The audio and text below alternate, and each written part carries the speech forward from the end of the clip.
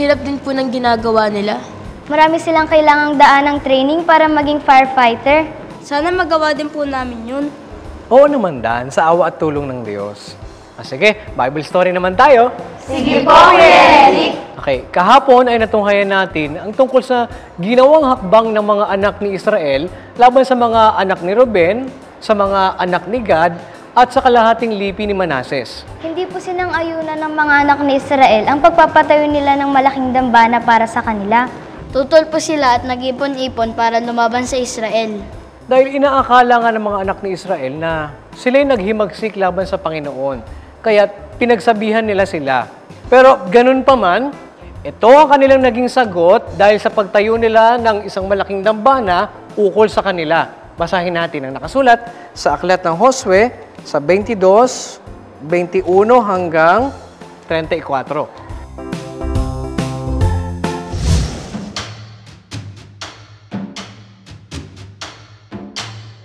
Nang magkagayoy, sumagot ang mga anak ni Ruben at ang mga anak ni Gad at ang kalahating lipi ni Manases at nagsalita sa mga pangulo ng mga libo-libo sa Israel. Ang makapangyarihan, ang Diyos, ang Panginoon, ang makapangyarihan, ang Diyos, ang Panginoon ay siyang nakatatalastas at matatalastas ng Israel. Kung panghihimagsik nga o kung pagsalangsang laban sa Panginoon, huwag mo kaming iligtas sa araw na ito, na kami ay nagtayo para sa amin ng isang dambana upang humiwalay sa pagsunod sa Panginoon, o kung paghandugan ng mga handog na susunugin o ng handog na harina, o kung paghandugan ng mga hain na mga handog tungkol sa kapayapaan. Siya sa atin nga ng Panginoon. At kung hindi namin ginawang maingat ito at inakala na sabihin, marahil sa panahong darating ay masasalita ng inyong mga anak na sasabihin, anong ipakikialam ninyo sa Panginoon, sa Diyos ng Israel? Sapagkat ginawang hangganan ng Panginoon ng Jordan sa pagitan namin at ninyo, ninyong mga anak ni Ruben at mga anak ni Gad. Kayo'y walang bahagi sa Panginoon. Sa gayoy, patitigilin ng inyong mga anak ang aming mga anak sa pagkatakot sa Panginoon. Kaya't aming sinabi, maganda tayo na magtayo para sa atin ng isang dambana, hindi upang sa handog na susunugin, ni sa hain man, kundi magiging saksi sa pagitan namin at ninyo, at sa pagitan ng ating mga lahi pagkamatay natin, upang aming magawa ang paglilingkod sa Panginoon sa harap niya ng aming mga handog na susunugin, at ng aming mga hain, at ng aming mga handog tungkol sa kapayapaan, upang wag masabi ng inyong mga anak sa aming mga anak sa panahong darating, kayo'y walang bahagi sa Panginoon.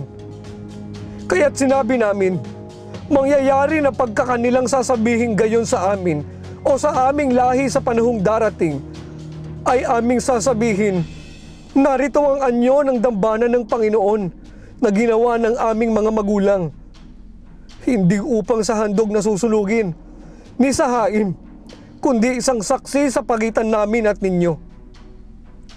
Malayo nawa sa amin na kami ay maghimagsik laban sa Panginoon at humiwalay sa araw na ito sa pagsunod sa Panginoon sa pagtatayo ng isang dambana para sa handog na susunugin, para sa handog na harina, o para sa hain, bukod sa dambana ng Panginoon nating Diyos na nasa harap ng kanyang tabernakulo. At nang marinig ni Pinees na saserdote at ng mga prinsipe ng kapisanan ng mga pangulo ng mga libo-libo ng Israel na kasama niya, ang mga salita na sinalita ng mga anak ni Ruben at ng mga anak ni Gad at ng mga anak ni Manases ay nakalugod na mabuti sa kanila. At sinabi ni Finees na anak ni Eleazar na saserdote sa mga anak ni Ruben at sa mga anak ni Gad at sa mga anak ni Manases, sa araw na ito ay talastas namin na ang Panginoon ay nasa gitna natin, sapagkat kayo'y hindi nagkasala ng pagsalangsang na ito laban sa Panginoon. Inyo ngang iniligtas ang mga anak ni Israel sa kamay ng Panginoon. At si Pinees na anak ni Eleazar na saserdote at ang mga prinsipe ay nagsibalik na mula sa mga anak ni Ruben at mula sa mga anak ni Gad sa lupain ng Galaad at tumungo sa lupain ng Kanaan sa mga anak ni Israel at binigyan nilang sagot.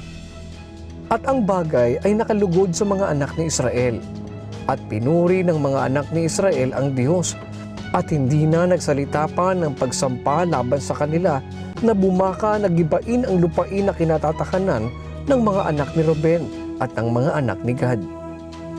At ang dambana ay tinawag na Ed ng mga anak ni Ruben at ng mga anak ni Gad, sapagkat anila saksi sa pagitan natin na ang Panginoon ay Diyos. Wala naman po palang masamang layon ang mga anak ni Ruben, ang mga anak ni Gad, pati na po ang kalahating lipi ni Manases, sa itinayo po nilang malaking dambana para po sa kanila. Tinayo po nila iyon upang maging saksi sa pagitan nila at sa mga anak ni Israel at sa pagitan ng kanilang lahi pagkamatay nila. At para magawa rin po nila ang paglilingkod sa harap ng Panginoon. Kaya't pinuri nila ang Panginoon sa bagay na iyon. At bukas, God willing, abangan ninyo ang susunod pa na mangyayari. Ang pagiging bumbero ay isang mahirap na trabaho. Pero sa kabila nun ay nakita natin ang kanilang pagsisikap na makatulong sa kanilang kapwa. Kayo din mga bata ay maaaring makatulong sa pamagitan ng pag-volunteer sa pagbibigay ng impormasyon sa mga tao kung papaano may iwasan ang sunog. Pero tandaan natin, kung tayo man ay makagawa ng mabuti sa ating kapwa, ito ay sa kaluwalhatian ng Diyos. Basahin natin ang nakasulat sa Aklat ng Mateo sa 5 at 16. Lumiwanag na gayon ang inyong ilaw sa harap ng mga tao upang makita nila ang inyong mabubuting gawa at kanilang luwalhatiin ang inyong Ama na nasa langit. Naranasan niyo na bang makuryente? Masakit at nakakatakot ito, di ba? Kaya bukas mga bata, pag-aaralan naman natin ang tungkol sa electrical safety. Abangan niyo yan, ha?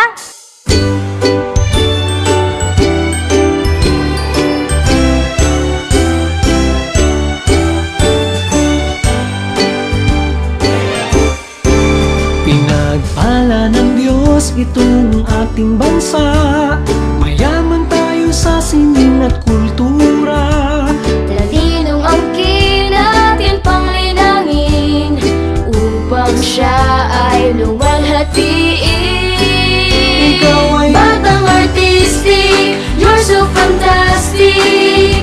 Ipakita ang talento mo mula sa langit, sa pagsayaw at musika, panulat at sinema, sa teatro, pagpinta at arkitektura. Ang galing mo sa sining, batang artistic.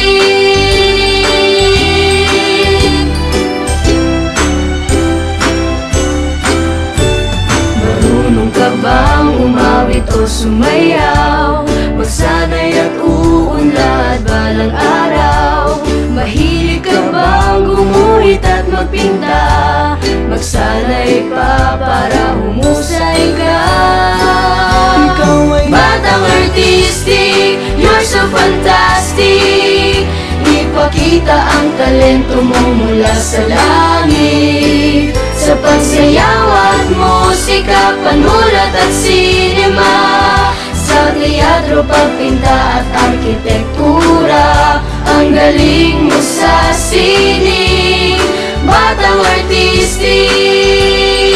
artistic. Sa ano pa mang larangan, binigyan ka ng kakayahan.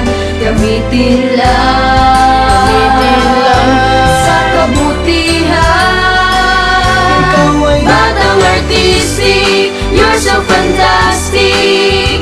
Ipakita ang talento mo mula sa langit, sa pagsayaw at musika, panulat at sinema, sa teatro, pagpinta at arkitektura. Ang galing mo sa sining, batang artistic.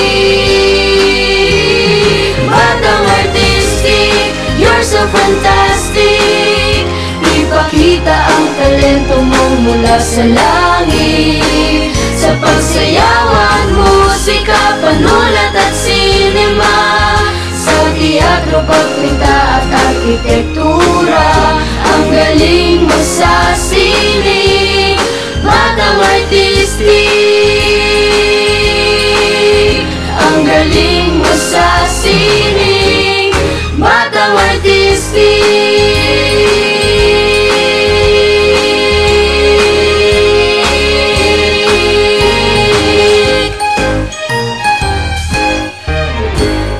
Hanggang dito mga bata, bukas, God willing, ay muli tayong magkita-kita.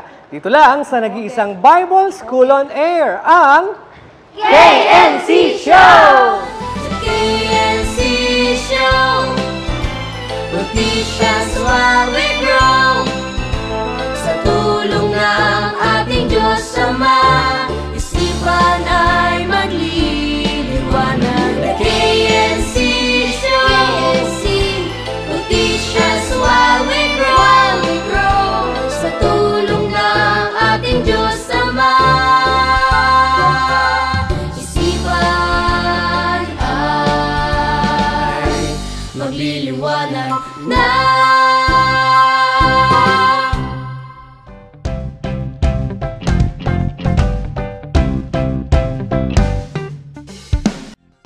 Ako, Eric, volunteering po. Pero sa kabila nun, nakikita natin ang kanilang pagsisikap sa pagtulong sa kapwa. O ang pagiging ligtas mula sa pagkakuryente. Awakan niya na. Kahit saan po, Kuya Eric, mukhang maganda po kasi, Kuya Eric, lalo na po kung... Kuya Eric, pura Kuya Eric.